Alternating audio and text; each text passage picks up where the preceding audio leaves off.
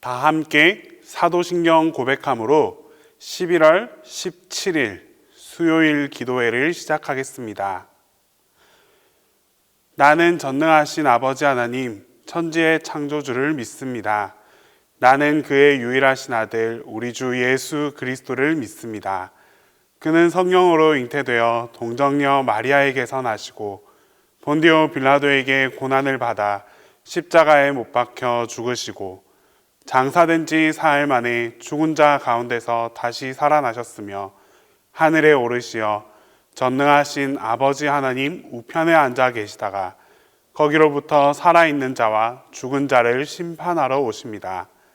나는 성령을 믿으며 거룩한 공교회와 성도의 교제와 죄를 용서받는 것과 몸의 부활과 영생을 믿습니다.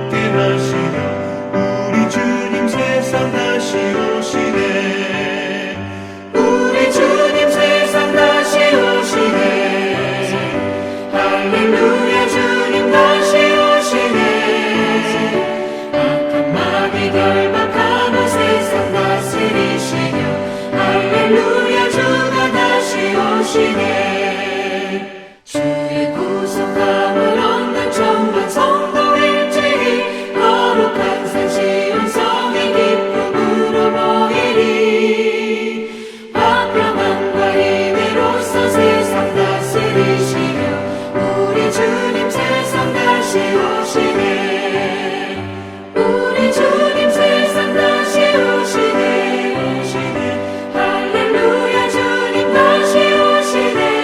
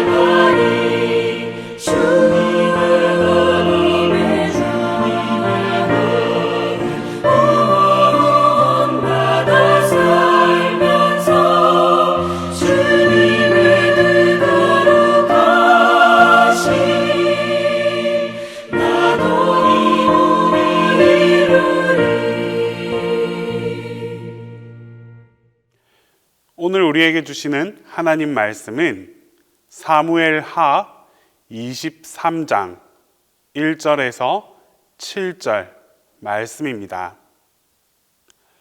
구약 성경 사무엘 하 23장 1절에서 7절 말씀입니다.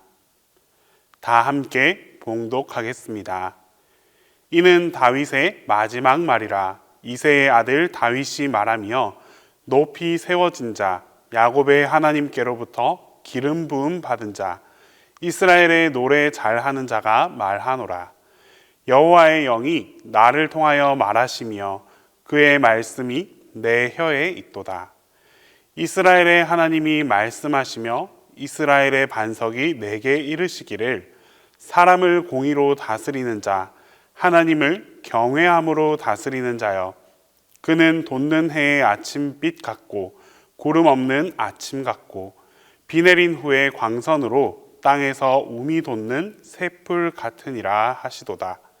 내 집이 하나님 앞에 이같지 아니하나 하나님이 나와 더불어 영원한 언약을 세우사 만사에 구비하고 견고하게 하셨으니 나의 모든 구원과 나의 모든 소원을 어찌 이루지 아니하시랴.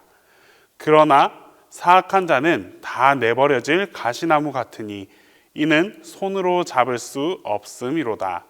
그것들을 만지는 자는 철과 창자루를 가져야 하리니 그것들이 당장에 불살리리로다 하니라.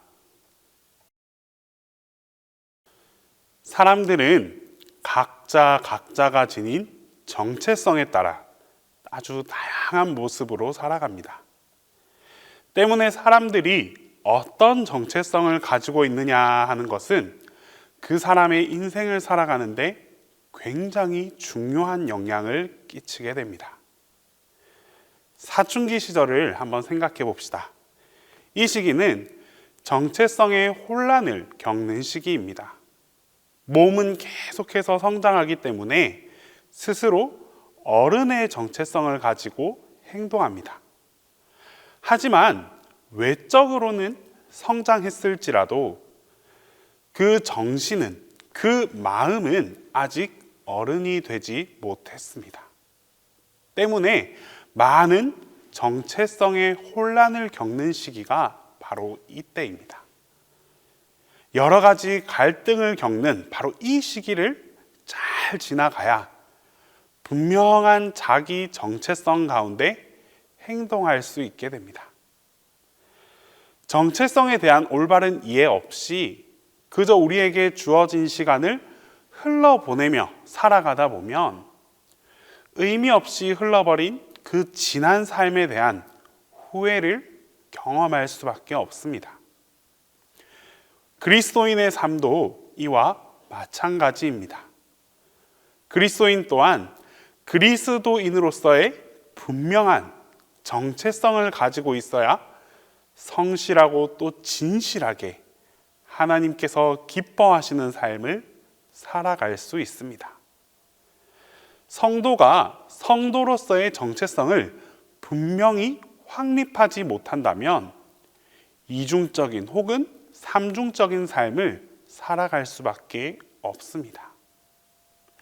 교회 안에서는 사람들의 눈에 잘 보이고 눈에 띄기 때문에 거룩한 척하면서 살고, 세상에 나가면 직업에 따라, 그 서 있는 위치에 따라, 만나는 사람에 따라서 삶의 모습을 바꾸게 됩니다.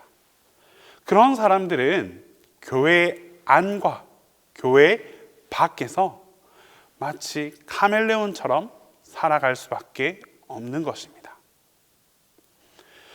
오늘 본문에서 다윗은 이제 자신의 인생을 정리하는 마지막 말씀을 하고 있습니다. 나를 지금까지 이끌어왔던 내 인생의 정체성은 과연 무엇이었는가?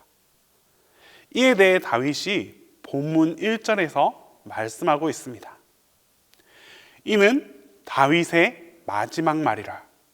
이새의 아들 다윗이 말하며 높이 세워진 자, 야곱의 하나님께로부터 기름 부음 받은 자, 이스라엘의 노래 잘하는 자가 말하노라. 다윗은 육체적으로는 이새의 아들이었습니다. 다윗 자신도 나는 육신적으로는 내 아버지 이새의 아들이었다라고 고백합니다.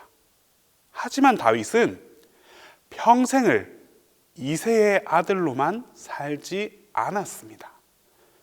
그보다 훨씬 더 중요한 바로 그 정체성을 가지고 살았습니다. 그것은 바로 하나님으로부터 기름 부음 받은 자의 정체성이었습니다. 이것이야말로 다윗의 평생을 이끌었던 자기 정체성이었습니다. 그가 소년이었을 때 어느 날 다윗의 집에 귀한 손님이 찾아왔습니다. 바로 사무엘이었습니다. 아버지는 이 다윗에게 들판에서 양을 치라라고 했는데 그렇게 한참 동안 양을 치고 있다 보니 급하게 다시 집으로 돌아오라라는 전가를 받았습니다. 집에 가보니 말로만 듣던 사무엘이 형들을 쭉 세워놓고 있었습니다. 분위기가 아주 묘했던 상황입니다. 곧 사무엘이 다윗에게 기름 부음의 의식을 거행합니다. 당시 다윗은 정말 아무것도 모르고 있었기에 그냥 그런 모르는 상태 그 자체에서 사무엘에게 기름 부음을 받았습니다. 하지만 이것이 하나님께서 역사하시는 특별한 것임을 곧 깨닫게 되었습니다. 그래서 다윗은 평생을 하나님께 기름 부음 받은 자로 살아가게 되었습니다. 스스로가 죄를 짓고 싶어도 기름 부음 받은 자이기 때문에 이렇게 살아서는 안 된다라는 그 정체성이 확고했습니다.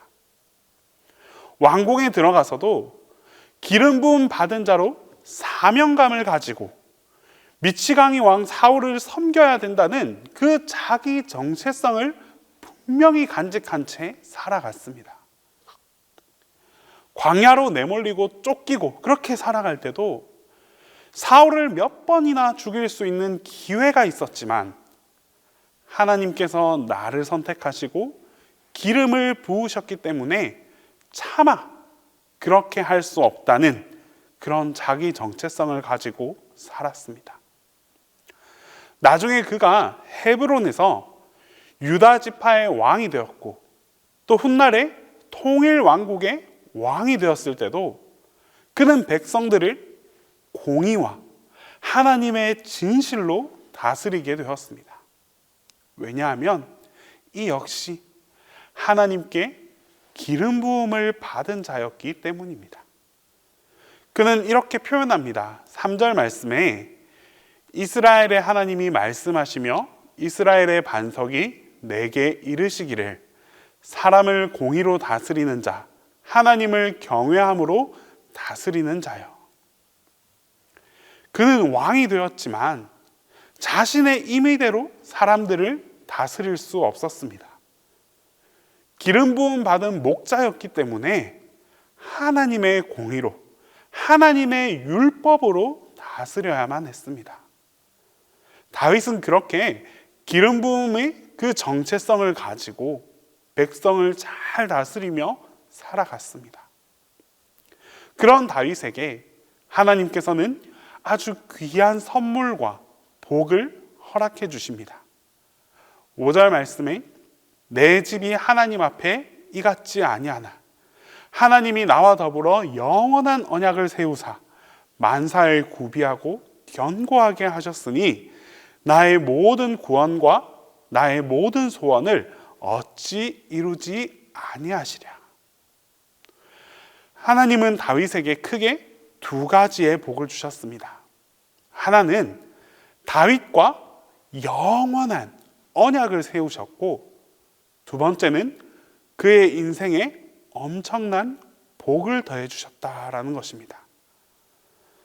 다윗은 자신의 평생을 돌아보며 자신이 기름 부음 받은 자의 정체성, 바로 그 정체성을 지키고 살아갔을 때 하나님께서 이렇게 복을 더해 주시고 또 영원한 언약을 세우시며 자신의 집을 지키셨다라는 것을 고백하고 있습니다. 우리도 역시 이 세상을 살아가면서 성령의 기름 부음 받은 자의 정체성을 가지고 살아가야만 합니다.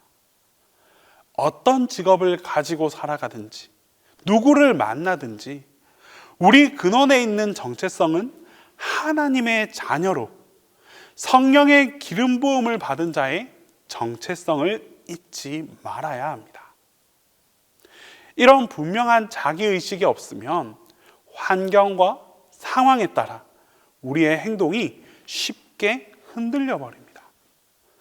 카멜레온처럼 정말 변화무쌍한 그런 삶을 살아갈 수밖에 없습니다. 이렇게 사는 것은 너무나도 불행한 일입니다. 요셉은 노예이면서도 노예처럼 살지 않았고 죄수이면서도 죄수처럼 살지 않았으며 오직 하나님의 자녀로 살았습니다.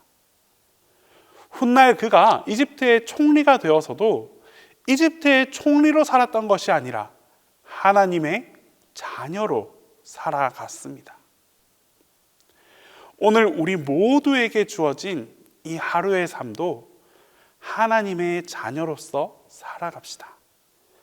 어떤 사람을 만나든지 비굴하거나 교만하지 마시고 하나님만, 오직 그 하나님만 두려워하며 살아갈 수 있기를 바랍니다. 왜냐하면 우리는 역시 하나님의 자녀이기 때문입니다. 하나님의 자녀, 그 성령의 기름 부음을 받은 자녀라는 이 분명한 정체성을 간직하면서 살아가는 여러분 모두에게 하나님의 큰 복과 은총을 누리며 살아가는 그 축복의 삶이 함께하게 될 것입니다. 기도하겠습니다. 우리 시간 함께 기도 드릴 때에 하나님의 자녀라는 정체성을 확신하며 살아갈 수 있게 해달라고 기도하겠습니다. 그리고 하나님의 자녀답게 살아감으로써 하나님 앞에 한 점 부끄러움이 없는 삶을 살아갈 수 있게 해달라고 기도하겠습니다. 그리고 마지막으로 수능을 하루 앞둔 우리 수험생들에게 평안이 임하고 또 하나님의 지혜가 임하게 해달라고 간절히 이들을 기억하며 기도하겠습니다. 사랑의 하나님, 오늘도 주님 안에서 주님께 기도하며 살아갈 수 있게 해주심에 감사를 드립니다. 주님의 자녀됨을 망각한 채 오늘 하루의 삶 속에서도 하나님의 자녀된 정체성을 깨닫고 확신하는 하루가 되게 하여 주시옵소서. 그리하여 하나님께 더욱 감사하고 하나님과 하나 되는 삶을 살아가게 하옵소서.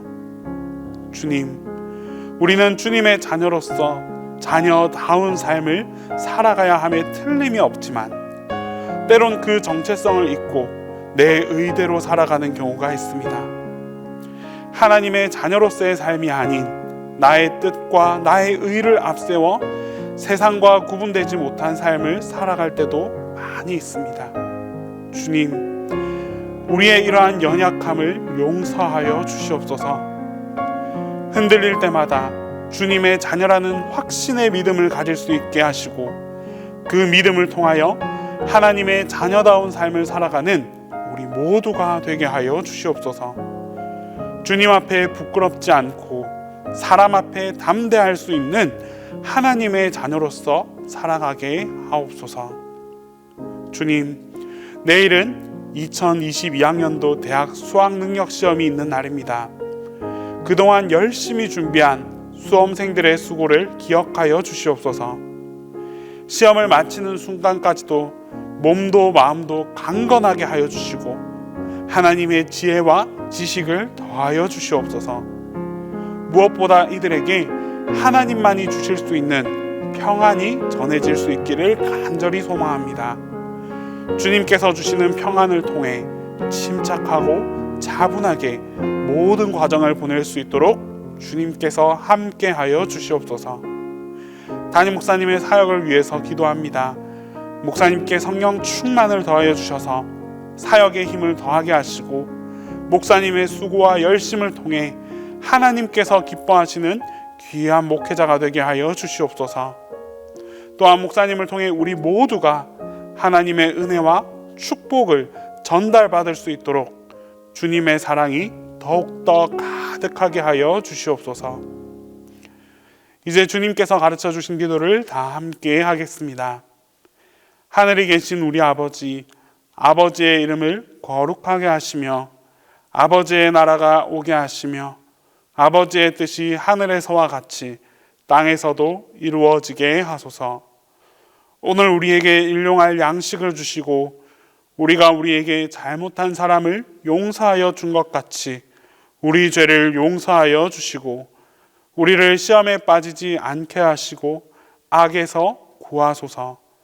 나라와 권능과 영광이 영원히 아버지의 것입니다.